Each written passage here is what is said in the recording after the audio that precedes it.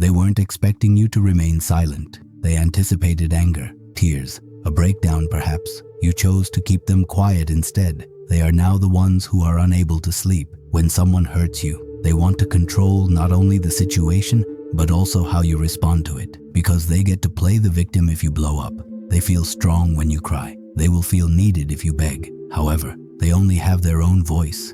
When you remain silent and disappear, that quiet turns into a mirror, and you're not what they see. It's the mess they created, the decisions they defended, the narrative they told themselves was now unraveling. They'll make an effort to forget. They will converse with others. They will publish, act. You're laughing too much. It won't matter though, because you took down the stage instead of simply leaving the room. Additionally, their story would have no purpose, audience, or conclusion without you. Retaliation is not the point of this. This is about power, the kind they can never forget, the kind you don't have to display. Silence is the first thing that occurs. Shouting doesn't seem as loud as a certain kind of silence. It doesn't produce any sound. It is not required to, because even after you're gone, the weight of it lingers. They experience that when you don't respond. It shakes them when they expect chaos, and all they get is calm. People are prepared to argue. They have prepared retorts. In a fight,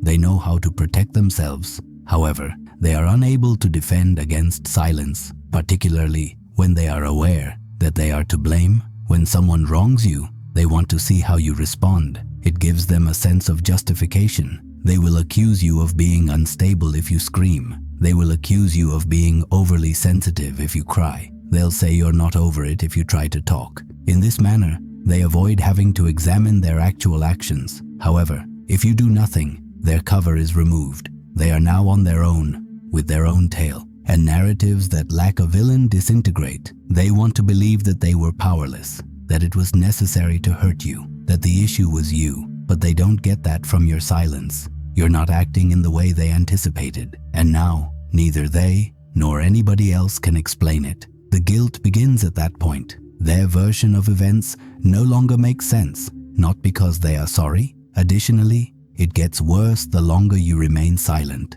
They will question whether you have any plans, if you're observing from afar, if you've moved on, if you weren't initially concerned. They are not at peace with those thoughts. Each guess hurts differently. You don't even need to speak. They will inflict all the harm on themselves. Reflection is forced by silence. It displays a mirror. Additionally, people will attempt to alter the image if they don't like what they see. At that point, they begin sharing their version with others. They will claim that you were aloof, chilly, dramatic. They will create a new narrative in which you are the cause of the conclusion. It's the only way to shield themselves from the truth, not because it's true. They have no control over your current way of life though, because it conveys a message when your silence is followed by peace. They notice when your life appears more stable, focused, and tranquil. Perhaps they learn about it. Perhaps they perceive it in minor ways. However, they sense it. Furthermore, it contradicts the narrative they presented. You weren't ruined.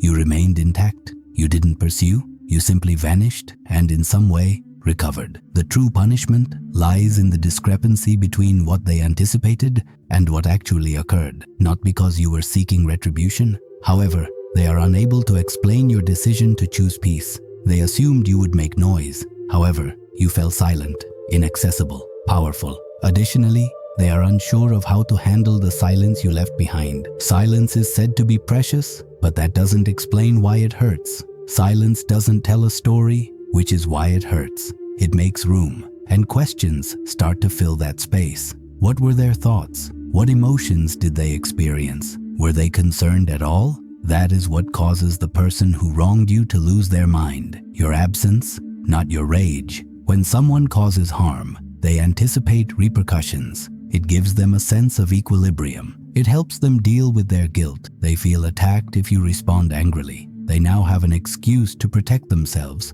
They feel strong when you express pain. They are important now. They feel important if you argue with them. You still have an emotional bond. However, they are left in a state of limbo when there is nothing, no update, no message, and no response. And the penalty is that limbo, because people who are unable to name things cannot process them. They are unsure of whether they have been forgiven or forgotten. They have no idea whether you're cold or not. What's the worst? They are aware that they cannot ask. Silence eliminates permission, which is what it does. You are no longer reachable, not on an emotional level, not in the mind, not physically perhaps. Furthermore, neither a fight nor a speech were used. It simply happened. They discovered one day that they could no longer get in touch with you, and it hurts to realize that, since it wasn't coerced. You simply didn't have to give an explanation. To prove a point, you didn't block them. To punish them, you didn't vanish. You just outgrew both the moment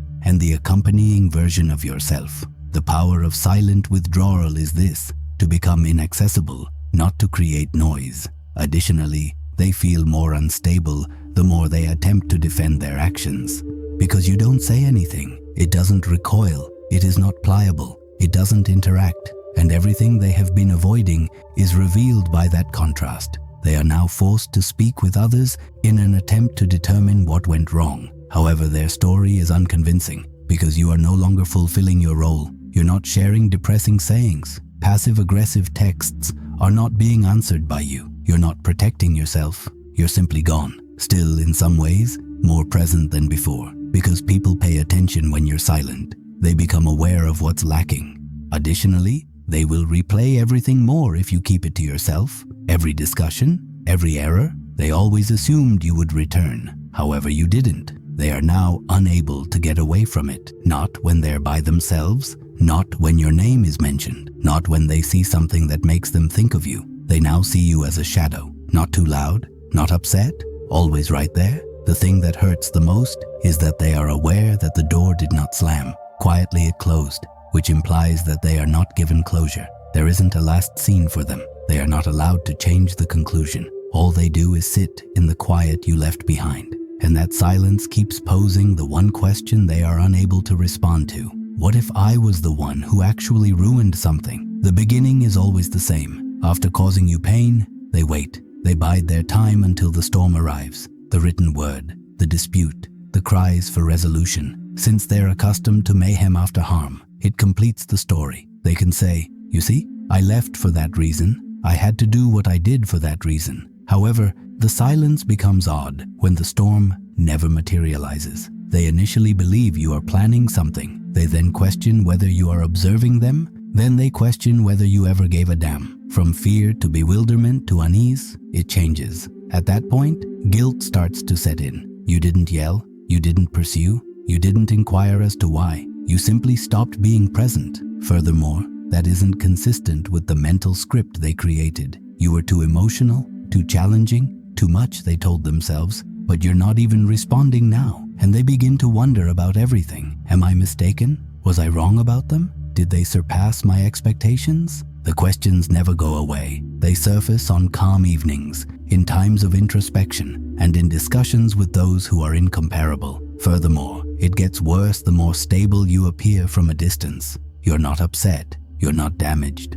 Simply put, you're not there. And it hurts to be absent like that, since it denies them the opportunity to provide an explanation. A chance to make it seem okay is what someone wants most when they know they have harmed you. We weren't meant to be together. They demanded too much. It simply wasn't functioning. They use these stories to fall asleep at night. However, those stories come to an end when you remain silent with composure and consistency. Because why are you doing so well if you were truly that toxic? Why is your life cleaner now if you were the issue? Why do they feel so uneasy if they were the ones who left for the right reasons? In actuality, they anticipated your fall. That would have made it simpler to justify their departure. Instead, you're simply better, silently, in private, without making any announcement. They are haunted by that, because the guilt now extends beyond simply hurting you. It's about recognizing that they totally misjudged you. You should watch the following video if this message is bothering you.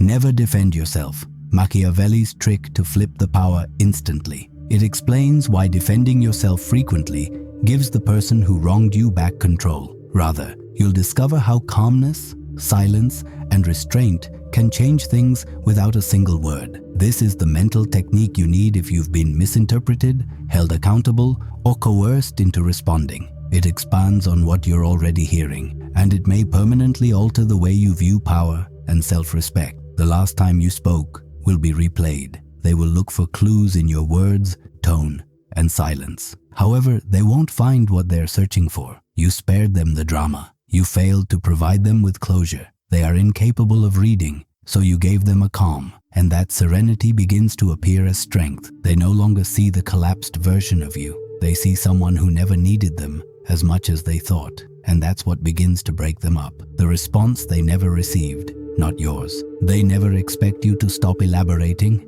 They don't anticipate that part, because perhaps you did try for a time. You presented your argument. You made things clear. You were patient. They didn't deserve the grace you showed them. They continued to push. They paid no attention. They misrepresented what you said. Eventually, you came to the realization that everything had changed. No amount of explanation can make someone who has already decided not to understand you, understand you. You halted then. Then things started to change. Silence, they believed, meant surrender. They were mistaken. Clarity was the key, not a sign of weakness, not misunderstanding, just a silent choice to cut down on energy waste. You stopped talking when they stopped paying attention, and without even raising your voice, you regained your authority in that instant. Their new obsession is that quiet, clean, steady, unperturbed. They consider what you might be doing, to whom you may be speaking. Have you moved on? They examine your most recent posts, messages, and even facial expressions.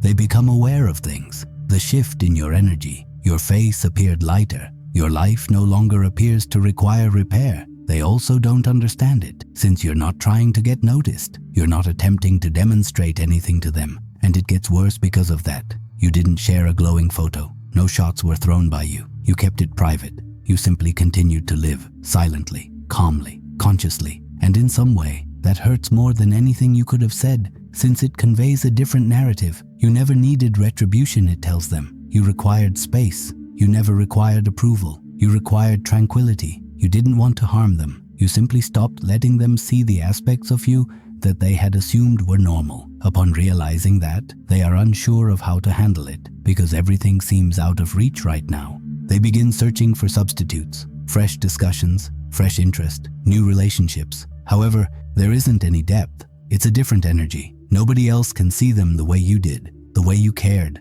the way you listened, the way you understood without having to be told. And that is a heavy absence. They don't say it aloud. They refuse to acknowledge it. However, they are aware. They made a downgrade. They opted for sound over content. They are now surrounded by people who don't feel like they belong, who don't ground them, and who don't challenge them. And they keep thinking about you whenever something seems phony, shallow, or strange. Not because you were flawless, but because you were genuine. When silence is maintained for a sufficient amount of time, it accomplishes that. Absence ceases to exist. It turns into reflection. It turns into evidence. They are unable to outrun it. And it all began when you ceased elaborating on yourself. Some people do not immediately feel guilty. They are initially confused, then annoyance, then anger, but not at you, at the quiet, since they're not accustomed to it. They are accustomed to commotion, reactions, tumultuous splits, and dramatic conclusions. You didn't give them that though. They don't know how to process what you gave them. Silence. The spiral then starts. They begin mentally practicing. If you ever gave them a chance, they would say these things. Explanations, excuses, I apologize half-heartedly, perhaps even compliments that are too late to have any real significance. They picture discussions you'll never have, responses you'll never provide, and resolution they'll never get, and their real world starts to be impacted by that fictional one, because they now measure you against everyone they meet. Not right away, not intentionally, however it does occur, in presence, timing, and tone. When the connection feels weaker, they are aware of it. When it seems like a forced conversation, when the laugh seems hollow, they are powerless to stop it, because you set a standard, whether they liked it or not by making an effort, but just by being authentic in a world full of pretenders. The problem is that they believed you could be replaced. When a good person is easily accessible, everyone does. They mistake permanence for presence, but they get it now. Simply being there wasn't enough. It was your presence. They can't ignore the void you left behind now that you're not. And the more they think about it, the more the guilt shifts. Initially, it was about their actions. Now, though, it's about who they were at the time. And living with that is more difficult. because losing you isn't the only thing at stake. It's about understanding who they became in order to cause that loss. It's about recognizing their own cowardice, ego, and decisions without using your pardon to evade the truth. They wished to convince themselves that it was reciprocal, that simply faded, that it wasn't significant. But they know better in their hearts, because you were someone who gave them opportunities, not just someone they hurt, who spoke, who maintained composure, who gave a damn, who arrived, and they turned their backs on that. They lost more than one person. Someone was let down by them, and that's what comes after them, not when it's noisy. However, in the silent ones, when they're driving by themselves, when a tune starts playing, when your name is called, when they come across something that makes them think of you, the mirror appears at that point. Furthermore, it doesn't represent your actions. What they didn't do is reflected in it. What they did not do, what they damaged. They never felt inferior to you. Now, however, their own memory does. They are also unable to flee from it. No longer, because their conscience doesn't believe their story, even if the rest of the world does. And they won't forget it because of your silence. They believed that the guilt would subside, that it would leave them alone if they remained occupied, diverted, and amused. But that's not how guilt operates. It doesn't appear all at once. It creeps, it waits, it develops in the void between diversions, and it feels heavier the more they try to ignore it. You didn't make them feel guilty. You didn't embarrass them. You refrained from confronting them. It's worse because of that, because all of their discomfort now originates internally. You're not reminding them, it's their own thoughts. Additionally, what felt like pressure now feels like power. The advantage used to be theirs. The sensation of being the one who left, the person who remained silent, the one in charge. Silence, however, has changed that. It's you who doesn't answer now. It's you who is unreachable. You are in charge. Furthermore, it has nothing to do with retaliation. It has to do with peace. You have no intention of winning. You simply ceased to play. And the game they were playing is broken by that fact alone, since they are unable to compete with someone who isn't taking part. If no one is looking, they cannot prove anything. If it doesn't appear to be broken from your end, they can't fix it. Thus, the only remaining action is to observe. They might look up your name online. Perhaps they inquire about your well-being from mutual friends. Perhaps they play back old conversations, old pictures, or old messages, searching for indications, searching for something to cling to. However, they only discover silence, nothing noteworthy, no announcements in public, just growth that is quiet. That's what sustains the guilt. You didn't pass out, you got better. Not in an ostentatious, attention-grabbing manner, simply in the organic manner that occurs when someone lets go of what was preventing them from moving forward. You have a sharper mind, it's cleaner in your room. You have a different energy. They are able to sense it too. They may not be able to see every detail, but they are aware. They left you in a different place, and wherever you are right now, they are not invited. That is what bothers them. The door they believed would always be open is now irrelevant and not just closed. You failed to lock it. You simply stopped standing by it to wait. Additionally, the welcome mat has been removed, not with malice. However, you don't have to be located. You are not absent. You simply vanished. And that is unaffected by an apology, an explanation, or an abrupt return. They experience more than just regret. They experience erasure, and you didn't say that. That's what your absence turned into. They believed that one day they would be able to fix it, that an opportunity to explain would present itself. Now, though, they're beginning to notice something else, that they might not be able to fix it. Perhaps there is more to the silence than meets the eye. Perhaps you truly did move on, without them, for real, forever. And that idea? That's what breaks them in the end. They eventually come to the realization that you won't be returning, not because you harbor resentment, not because you're hiding, but because you've truly moved on. And that's when the guilt sets in, because they are no longer merely living with the recollection of what transpired.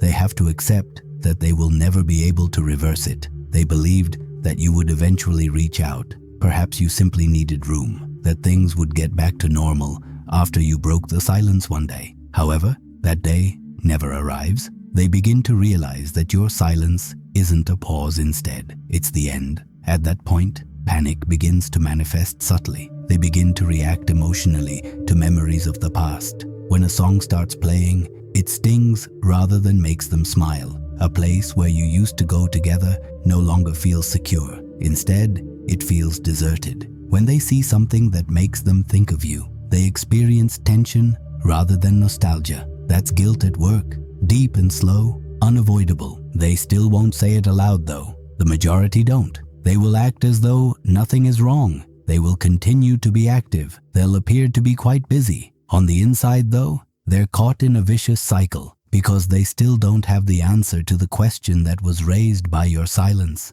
They are also aware that they are to blame. They believed they could go and come back if necessary, that the harm could be fixed, that you would always be there, waiting and prepared to comprehend once more. You didn't simply shut the door though. You constructed a new home with improved limits, improved illumination, a version of yourself that doesn't have to justify your value. And now they feel unsteady with each step, since they are aware that they broke a rare item. Trust, not just connection. Presence, not just trust. The version of you that tried too hard, explained too much, and forgave too much is no longer there. Furthermore, they are unable to communicate with the person you have evolved into, not due to your harshness, but because it's impossible to reach you. Emotionally, not physically. You can't play the same role anymore, and that's what hurts them the most, because it would still be too late, even if they were prepared and genuinely changed. You're not upset, you're not far away. Simply put, you're unique. They were still clinging to the first era, but they wanted another chance. And now your life? They are unable to comprehend the peace it reflects. You're not demonstrating anything. You're not responding. You are simply living. And no matter what you say, that contrast will always be louder. That's what makes your absence so memorable. You did not disappear. It's because you changed, in silence, according to your own terms, with no return, no drama, and no announcement. They now sit with the realization that silence never offered them. They lost access to a version of themselves that they were only able to experience when they were with you, not just someone. When silence is maintained for an extended period of time, it has a final quality. It turns into a wall instead of a pause. Distance, not a wall of rage or punishment, irrevocable, serene, and clean distance. When they look at you now, they begin to feel that, not a rejection, just the silent knowledge that you're out of reach. And this is where the guilt takes on a new form. It turns into weight,